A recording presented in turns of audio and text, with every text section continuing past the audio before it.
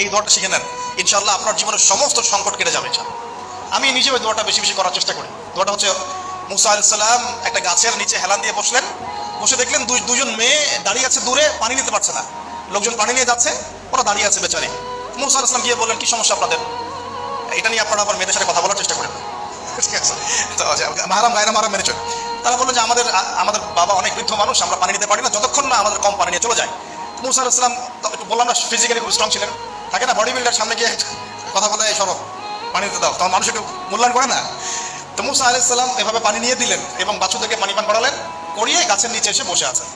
বসে বসে তিনি দোয়া করছেন, এই যে দোয়াটা তিনি দোয়া করছেন, রব্বি, একটা নেক কাজ করলেন, নেক কাজ করলেন না, মানুষের উপকার করলেন, নেক কাজ করে এসে গাছের নিচে বসে দোয়া করছে, আল্লাহ এখানে তো আমার খাবার পানি বাসস্থান কিছুই নাই, আমি কি করব? রব্বি ইন্নী লিমা আনজালতা ইলাইয়া মিন খায়রিন ফাকির, রব্বি ইন্নী লিমা আনজালতা ইলাইয়া মিন খায়রিন ফাকির।